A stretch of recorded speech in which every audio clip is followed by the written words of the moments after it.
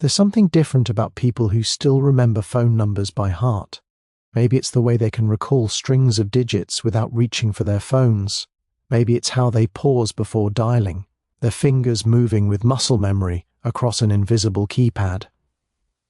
Maybe it's that quiet confidence they carry, knowing their mental database holds dozens of connections without a single backup.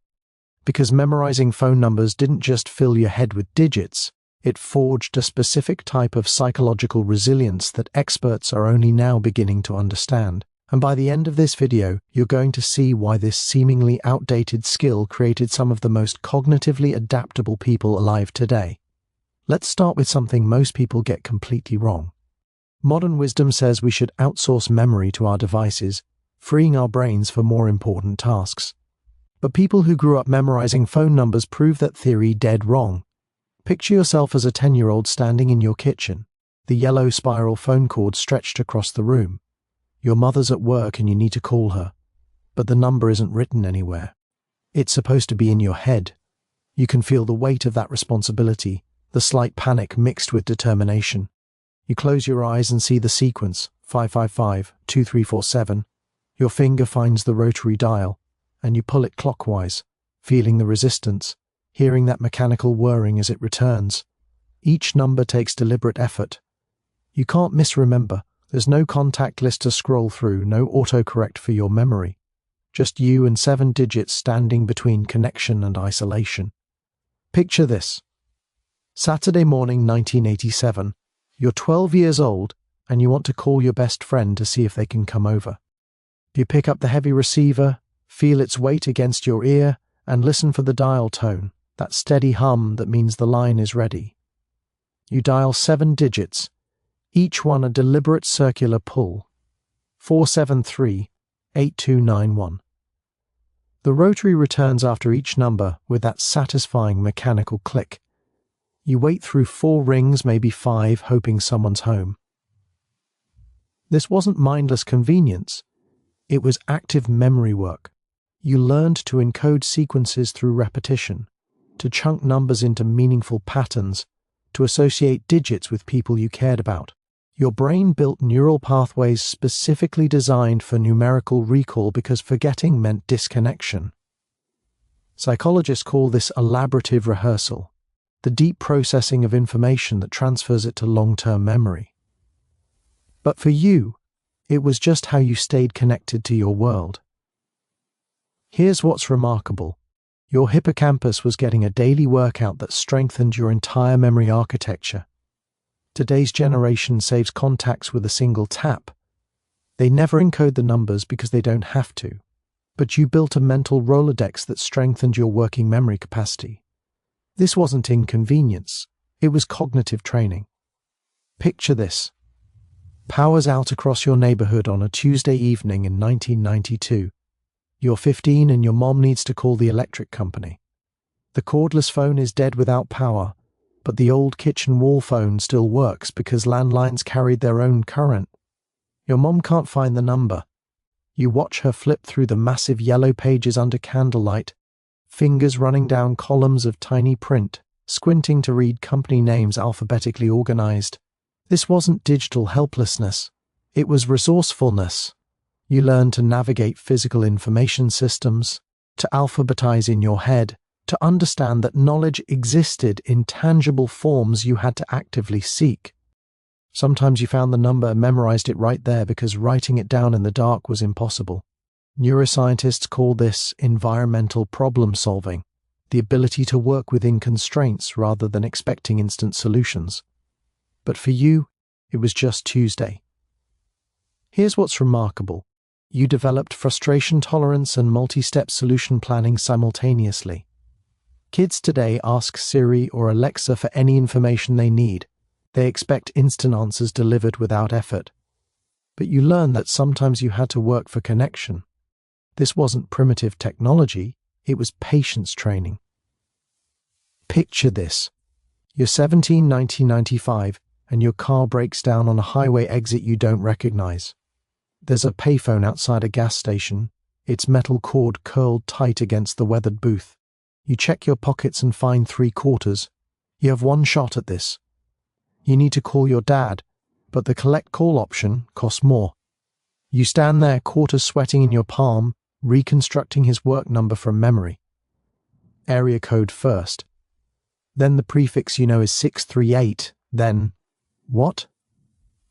4 digits you haven't dialed in months. You close your eyes and visualize the pattern your finger made on the keypad. The muscle memory returns 2741. This wasn't just memorization, it was survival skill building. You learned that your mind was your most reliable tool, that external resources could fail, that self-reliance meant carrying critical information in your own neural networks. The stakes made every digit precious. Psychologists call this stress inoculation, building competence under pressure that prepares you for future challenges. But for you, it was just getting home. Here's what's remarkable. You developed an internal locus of control, believing your own capabilities could solve problems. Today's teens have their parents on speed dial and GPS to guide them. They're never truly stranded because help is always one screen tap away. But you learn self-sufficiency. This wasn't anxiety, it was empowerment. Picture this. First day of middle school, 1988. You're 11 years old and the school nurse hands you a small index card that says emergency contact information across the top. You're supposed to fill in 3 phone numbers: home, mom's work, dad's work. No phone book allowed. The other kids around you are writing confidently, numbers flowing from memory to paper. You know your home number, that's easy, 762-5588. But your mom's work extension, you have to think hard, visualizing the paper taped to the refrigerator. This wasn't busy work, it was essential competence. You learned that adults expected you to know how to reach the people who mattered, that this knowledge was part of being responsible for yourself. Schools didn't keep digital databases of your contacts because you were supposed to be your own database.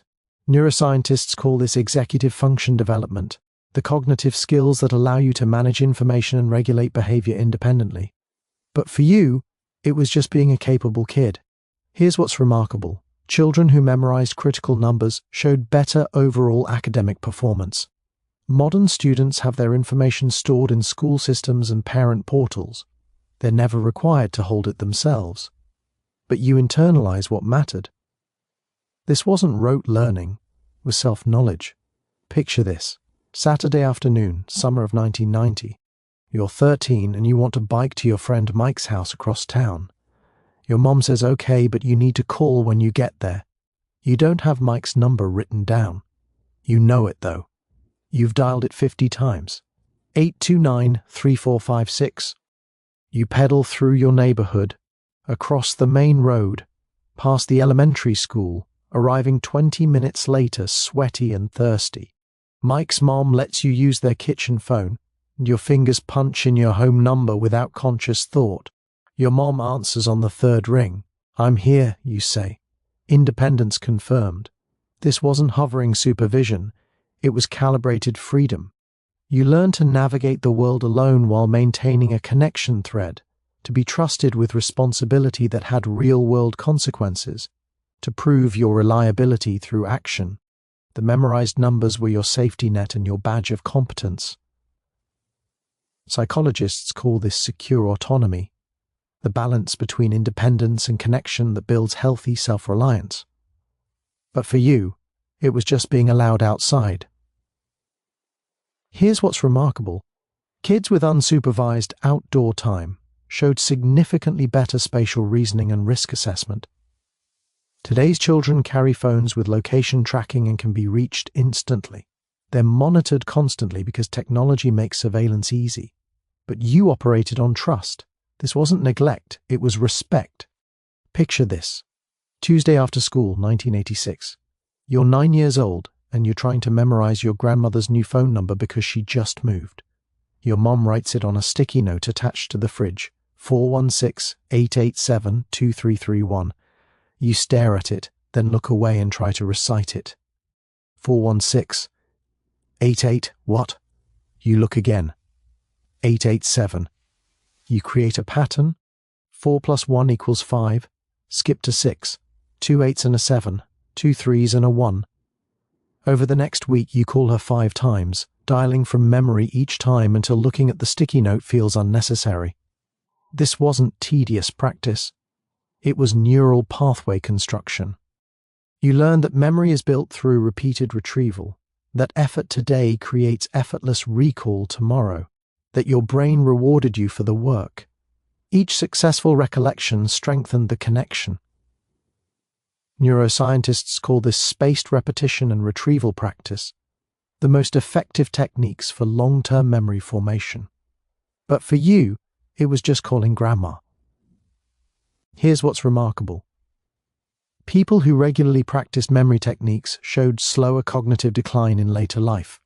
Modern people save numbers instantly and never think about them again.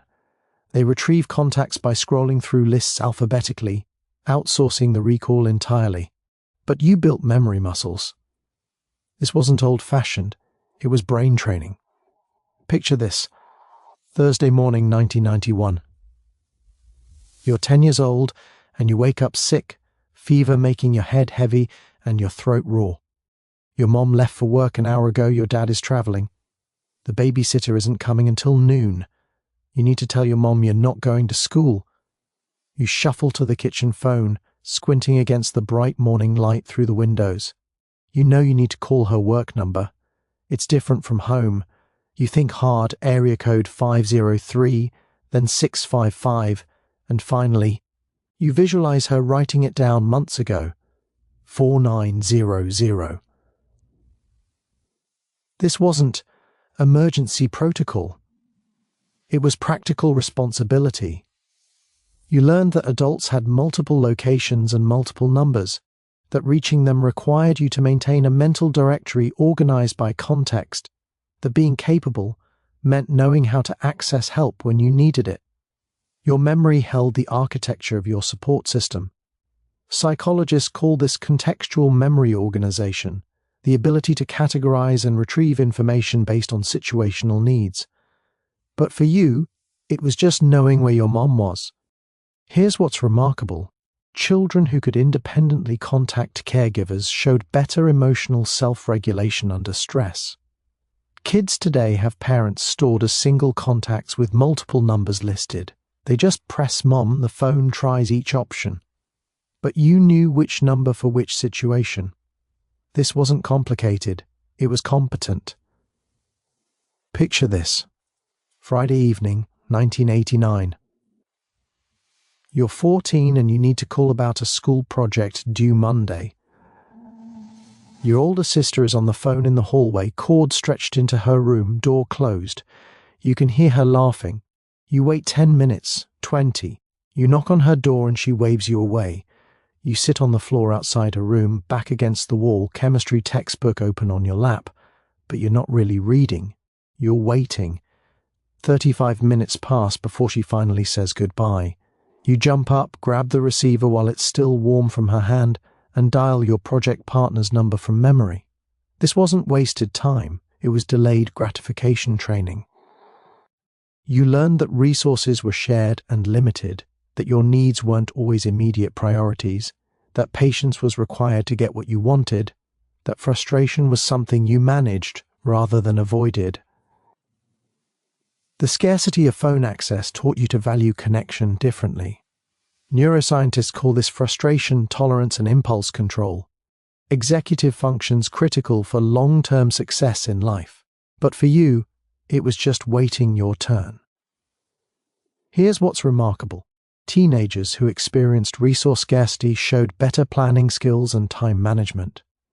Today's kids each have their own devices. They never wait for communication access because they all have independent channels. But you learned to tolerate discomfort. This wasn't deprivation, it was discipline. Picture this. Sunday afternoon, 1994. You're 16 and you meet someone interesting at the mall. Someone from a different school. Sarah. She gives you her first name and tells you she lives on Maple Street.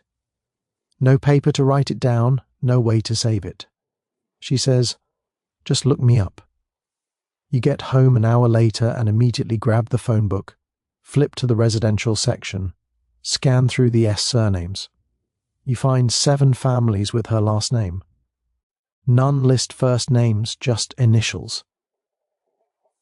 Anderson 372-8941. You memorize 2 possibilities and dial the first one. Wrong, Sarah. You dial the second. Bingo.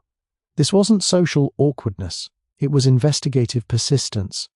You learned to work with incomplete information, to take calculated risks, to tolerate potential rejection, to problem-solve your way toward connection without perfect data. Your social intelligence included detective work. Psychologists call this calibrated risk assessment and social navigation, skills that build confidence in ambiguous situations. But for you, it was just trying to make plans. Here's what's remarkable. Adolescents who navigated social uncertainty developed better interpersonal problem-solving abilities. Modern teens exchange numbers digitally before they part ways. Contacts saved with photos and social media links. They never risk calling the wrong house. But you learned that connection sometimes required courage. This wasn't humiliation, it was growth. Picture this. Graduation day, June 1998.